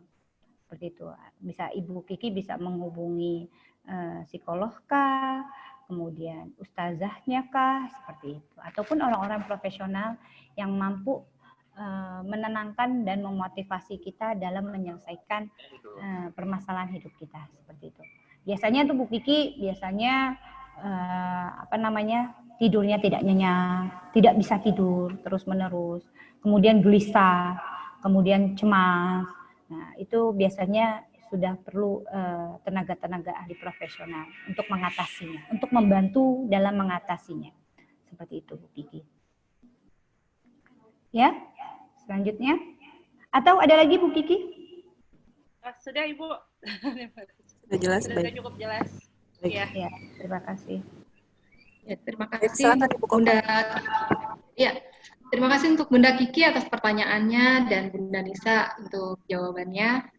Berikutnya ya masuk ke pertanyaan ke Bunda Arbaatun ketiga ya, pertanyaan ketiga dari Bunda Arbaatun. Bagaimana cara menghadapi anak yang suka menunda-nunda ketika diminta mengerjakan tugas atau membantu orang tua, terutama untuk anak laki-laki ya usia 8 tahun. Ya, silakan Bunda Nisa, bagaimana cara menghadapi anak yang senang menunda-nunda? Ya, kita melihat dulu kebutuhan emosi anak kita. Kita observasi lagi kebutuhan anak-anak observasi kita. Kenapa anak kita kok cenderung kalau misalnya disuruh tidak mau? Bisa jadi karena itu tadi penolakan dari rasa ketidakamanan yang belum banyak terpenuhi oleh anak-anak kita. Biasanya tips-triknya sering banyak Ibu Arba yang didengarkan apa maunya, apa keinginannya. Nah, biasanya kalau anak-anak yang merasa ada penolakan di dalam dirinya karena dia merasa bahwa oh Umi aku kok kerjanya nyuruh-nyuruh aja ya. Oh Umi aku kok nggak mau ngedengerin aku ya, seperti itu. Makanya kalaupun seandainya mau kita minta tolong sama anak kita, biasakan untuk posisi badan kita sejajar dengan anak kita dan adanya kontak mata terhadap anak kita. Bicarakan baik-baik, nah Umi minta tolong ambilkan apa, atau nah kerjakan tugasnya dengan baik, atau seperti ini. Biasanya anak-anak yang apalagi anak-anak laki-laki ya yang biasanya aktif, makanya cara bicaranya kita juga harus di-manage dengan baik sehingga anak kita mudah untuk menerima instruksi dari kita, seperti itu. Terus masalah Bu, justru tidak bisa belajar di rumah, justru tidak bisa mandiri. Iya, karena itu tadi bisa jadi anak kita punya ketergantungan yang sangat besar terhadap kita, makanya kalau mau belajar maunya sama Umi. Gitu. Pokoknya kalau nggak mau sama Umi, aku nggak mau belajar. Padahal kita tahu anak kita bisa mengerjakan sendiri, yaitu tadi, karena bisa jadi bukti menarik perhatiannya kita sebagai ibunya. Karena itu tadi, ketergantungan anak kita yang masih tinggi terhadap kita. Kalau usia taman anak-anak TK, SD itu adalah hal yang wajar. Tapi itu harus dilatih, Bu. Kelekatannya kita ini harus dilatih supaya anak kita harus belajar untuk lebih mandiri lagi gitu. Jadi ada sedikit tegaknya lah dari kita untuk memberikan kepercayaan terhadap anak kita kalau dia bisa mengerjakannya sendiri. Dan Umi tetap kok ngawasin kamu dalam belajar. Umi duduknya di sini ya, kamu di situ ya, seperti itu. Ataupun strateginya, misalnya ya udah kamu kerjain dulu, nanti Umi koreksi ya, seperti itu. Jadi permainan komunikasi juga harus dilakukan, strategi pendekatannya juga harus dilakukan. Butuh waktu, butuh proses, Bu Arba, tetap sabar, insya Allah dengan kesabaran kita akan berproses dengan hasil yang maksimal. Ya, baik. Tadi pertanyaan dari Bunda Arba, tapi juga dilanjutkan sama Bunda Nisa ya, menjawab secara langsung pertanyaan dari Bapak Abbas menanya tentang kemandirian. Jadi dua pertanyaan langsung dijawab ya, kalau nggak salah tadi Bunda Nisa ya. Oh gitu ya. Oke. Ya, baik. Jadi untuk Ayah Abbas, pertanyaan tadi sudah dijawab secara langsung oleh Bunda Nisa. Dan terima kasih untuk pertanyaannya. Kita lanjut ke pertanyaan berikut dari Bunda Umun ya, Bunda Umun di Jatiwaringin. Beliau ingin menanyakan, kalau kita sudah terlanjur sering mengajari si kakak usia 7 tahun dengan suara yang keras, dan sepertinya kalau tidak dengan nada tinggi, si anak belum bisa fokus. Apakah ada solusi yang lebih baik? Silakan Bunda Nisa. Ya, untuk kepada Bunda Umun ya? Ya, kepada Bunda Umun. Bagaimana Bu kalau kita sudah terbiasa mengajarkan anak kita dengan suara nada tertinggi? Ya, lagi-lagi ini pembelajaran, ya kan, proses pembelajaran. Kita bisa melatihnya kembali dengan mengatur intonasi nada suara kita. Bernada tegas itu bukan berarti harus galak. Intinya adalah kita memainkan intonasi, konsistensi yang ada di dalamnya dalam menerapkan aturan. Misalnya, kita mau mengajarkan anak kita supaya anak kita bisa lebih fokus, makanya metode pembelajarannya harus face to face. Nah, seperti itu. Jadi ibu nggak perlu yang namanya membentaknya, tapi ibu berbicara secara tegas dan konsisten. Contohnya, Ayesa, ayo belajar sama Umi, di depan Umi. Seperti itu. Jadi nggak usah teriak, ayo belajar cepetan begini-begini. Tidak perlu. Tapi kita mengatur intonasi kita secara tegas dan konsisten. Ayo nak, buka bukunya halaman 1 seperti ini. Pegang pensilnya yang benar. Jadi kalau bisa kita juga harus belajar untuk tidak banyak-banyak memberikan instruksi kepada anak kita. Karena kenapa Ibu, Bapak? Karena terkadang instruksi kita itu yang akhirnya membingungkan buat anak-anak kita karena kita sering kebanyakan ngasih banyak instruksi. Jadi instruksinya cukup 1 poin per poin. Seperti itu. Bapak-bapak, Ibu, Bapak mungkin itu pembelajaran dari kita kalau misalnya kita sudah pernah melakukan atau mengajarkannya dengan cara belajar nada tinggi. Tapi bisa kita rubah dengan berproses, dengan pelan-pelan, dengan baik-baik. Intinya seperti itu. Jadi Bapak Ibu tidak perlu menguras tenaga yang ekstra untuk mengajari anak-anak kita. Tidak perlu berteriak, tidak perlu membentak, cukup dengan itu tadi, konsistensi dan nada suara kita yang diatur dengan tegas. Ayesa, ayo belajar. Waktunya belajar. Seperti itu. Jadi nggak usah teriak-teriak, ayo no, kamu udah belajar. Anak tambah pusing, tambah bingung. Tapi kita atur saja intonasi dan pesan kita. Dan kita juga harus belajar untuk memberikan aturan secara konsisten. Jadi ada komitmen di situ. Jadi jangan sampai ibu merubah aturan misalnya A tiba-tiba B ataupun C. Kalau sudah berbicara masalah A ya udah A gitu sampai akhir. Seperti itu. Saya rasa itu Ibu Mun nggak apa-apa. Kita sebagai ibu juga yaitu semuanya berproses, butuh pembelajaran, trial error-nya juga tetap kita terus pernah kita lakukan. Tapi yang terpenting adalah proses pembiasaan. Jadi kita nggak perlu capek-capek menyuruh anak kita belajar. Kalau pembiasaan itu memang konsisten kita lakukan. Jadi kalau mau belajar, kalau waktunya belajar ya belajar. Jadi bikin program jadwal belajar dan kita konsisten untuk mengikuti jadwalnya itu. Jadi itu membentuk kebiasaannya, habitatnya anak kita terbiasa untuk belajar. Kalau waktunya belajar, belajar. Waktunya main, main. Waktunya sholat, sholat. Jadi lakukan secara tepat waktu seperti itu. Ya, cukup Bunda Nisa? Cukup. Ada lagi? Oke, baik. Demikian jawaban untuk Bunda Umun ya. Dan terima kasih untuk Bunda Umun atas pertanyaannya. Terima kasih Bunda Nisa untuk jawabannya.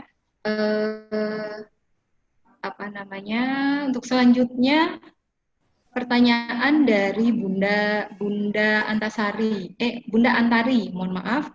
Bunda, bagaimana cara agar anak mau belajar atau mengerjakan tugas tanpa harus diberi reward terlebih dahulu? Karena anak saya jika sudah tidak mau untuk belajar atau melaksanakan tugas harus diberikan reward, baru mau melaksanakan. Silakan Bunda. Ya, gimana caranya, Bun? Nah, ini dia. Karena proses pembiasaan yang mungkin karena terbatasnya terbatasnya kita dalam mendidik anak-anak kita, makanya jangan sampai anak-anak kita melakukan sesuatu karena hadiah, tapi melakukan sesuatu karena kebutuhannya kamu, mampunya kamu, seperti itu. Makanya nggak apa-apa Bunda Atari, kita robah lagi pola belajarnya, kita robah lagi pola pembiasaannya. Jadi biasakan anak-anak kita itu belajar itu bukan karena paksaan, belajar itu bukan karena hadiah, tapi belajar itu memang kebutuhannya kita. Jadi tingkatkan rasa ingin tahunya, kenapa harus belajar. Jadi ajak anak kita untuk bisa berpikir secara logis, kenapa saya harus belajar. Contoh gini, kenapa sih Umi, nak, kenapa sih nak kamu harus belajar tambah-tambahan?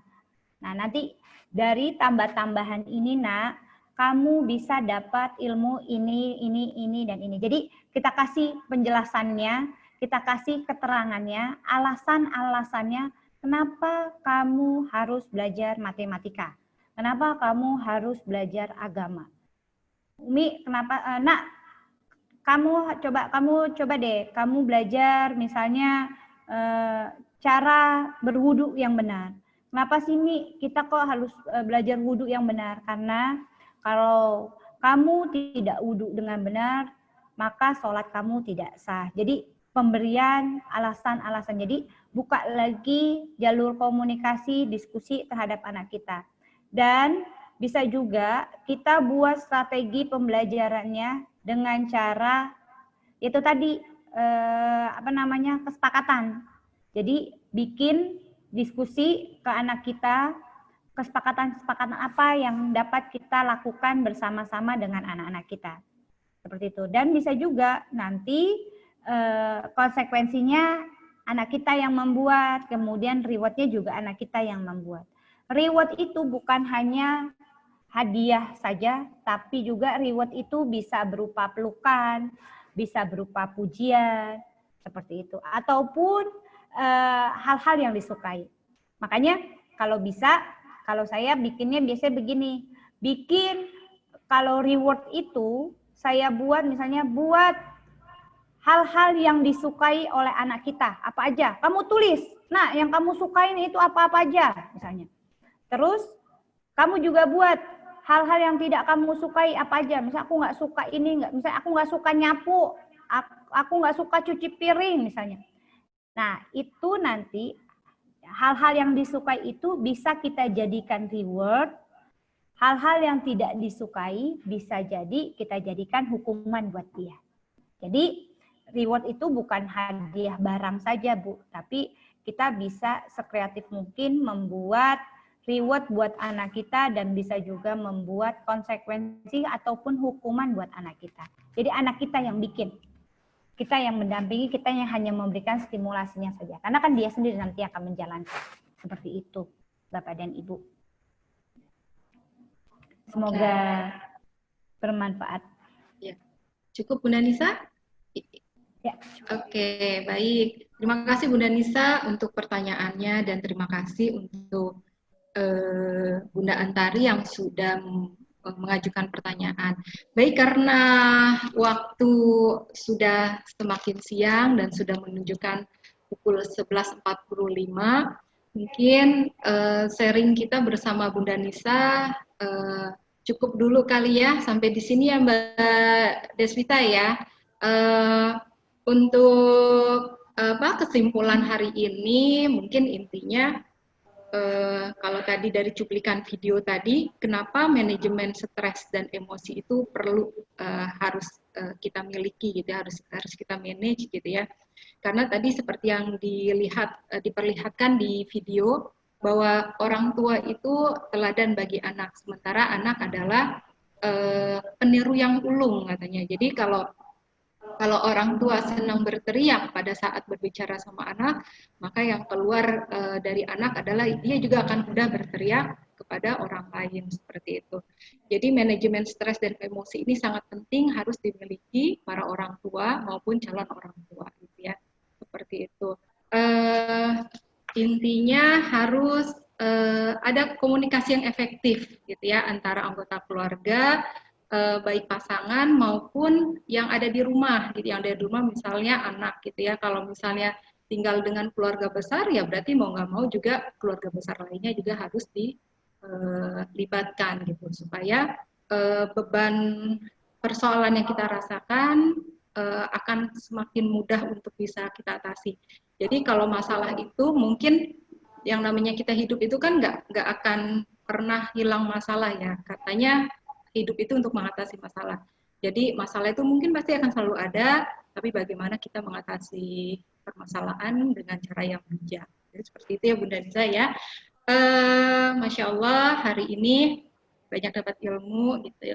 Mudah-mudahan nanti bisa dapat diterapkan dalam kehidupan kita sehari-hari. Dan untuk pengelolaan manajemen emosi, mungkin simpelnya gini, kalau untuk orang tua, ada sedikit trik katanya ya Bunda Nisa ya, kalau misalnya kita lagi kan tadi kan Bunda Nisa sempat menyampaikan bahwa pada saat kita menghadapi anak pastikan emosi kita dalam emosi yang zero, yang nol gitu ya. Ada yang memberikan trik, jadi pada saat kita pengen marah cobalah maju dulu 30 langkah katanya sebelum menemui anak pada saat kita lagi marah nih, terus sebelum sampai ke anak, kita melangkah 30 langkah dulu katanya seperti itu. 30 langkah, setelah itu mundur lagi 30 langkah. Jadi kenapa harus ada hitungan seperti itu, diberikan waktu gitu ya untuk mengatur emosi kita. Jadi pada saat sudah sampai ke anak, emosi kita sudah terkendali. Ya itu simpelnya seperti itu. Dan sebenarnya banyak metode-metode lain ya, untuk mengelola emosi lainnya ya. Ya. Nanti di kesempatan lain bisa kita buat ya Mbak Deswita bersama dengan Ikro Klub Parenting dan Amna, supaya nanti ilmu kita semakin komplit, semakin lengkap gitu ya, semakin utuh seperti itu. Ya. Bunda Nisa ada yang mau disampaikan terakhir atau sudah cukup? Ya, adapun tes kecemasan, depresi, stres itu sudah ada bisa kita ukur. Jadi tadi yang Bunda Kiki tanyakan ya, bagaimana Bu tingkat stresnya kita itu bisa diukur Bunda Kiki dengan cara mengikuti pengetesan yang diberikan oleh psikolog. Banyak sekali biro-biro konsultan psikologi termasuk di AMNA yang bisa memberikan tes screening bagaimana tingkat kecemasan kita dan tingkat kestresan kita ataupun apakah kita sudah mencapai depresi atau tidak. Itu ada alat tesnya, Bu Kiki.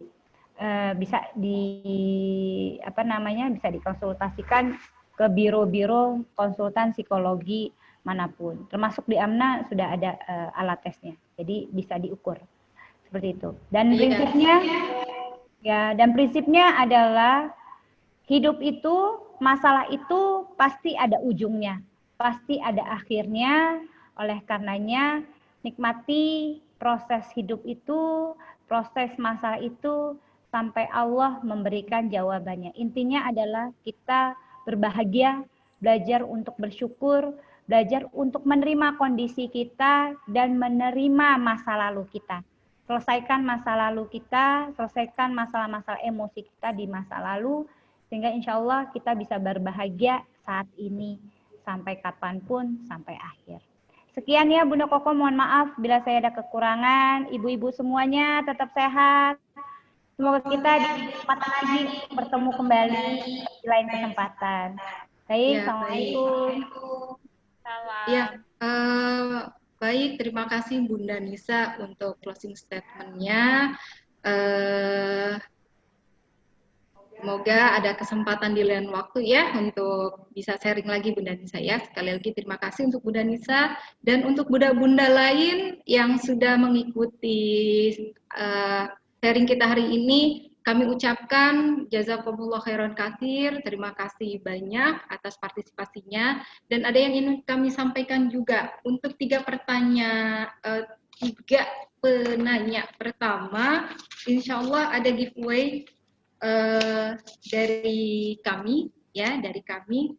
Jadi ada yang pertama tadi dari Bu Rianti, kedua Bu Kiki ya, kemudian Bunda Arbaatun. Ya, tiga orang penanya pertama.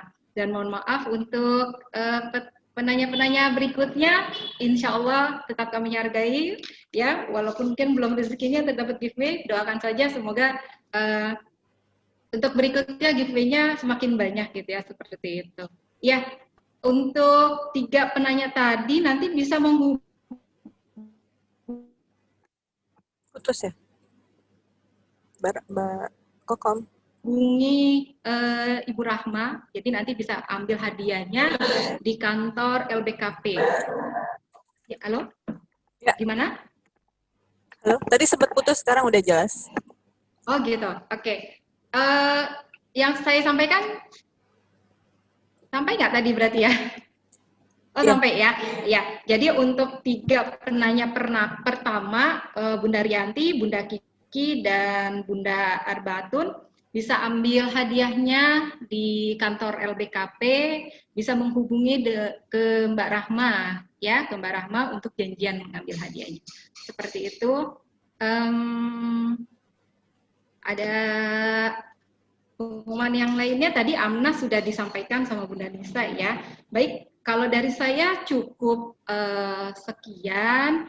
Oh ya, kalau yang tadi Bunda dan Ayah mendengarkannya lewat radio Kohwa, nanti bisa di-refresh lagi, jadi bisa didengar ulang lagi gitu ya. Kalau misalnya mendengarkannya lewat browser berarti bisa di-refresh lagi untuk mendengarkan ulang.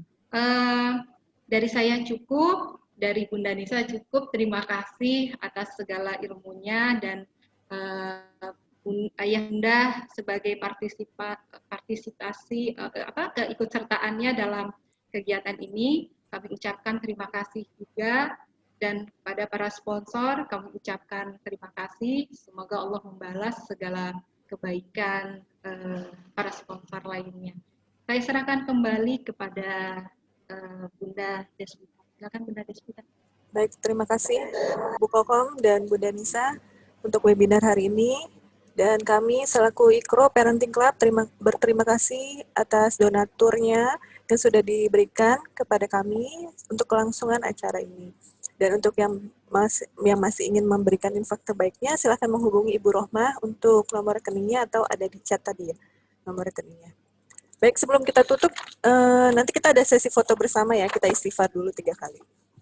Baik, demikian webinar kita hari ini. Mari kita tutup dengan membaca istighfar 3 kali. Astagfirullah, astagfirullah, astagfirullah. Dan doa kafaratul majlis. Subhanallahumma wa bihamdika. Asyhadu an la ilaha illa anta astaghfiruka wa atubu ilaik. Baik, Bunda, kita siap-siap foto-foto. Mungkin yang kameranya masih ditutup bisa dibuka. Hitungan ketiga, nanti kita foto bersama.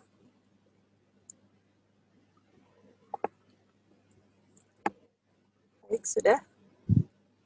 Ya, 1, 2, 3. Ya, 1 kali lagi. Ya, 1, 2, 3.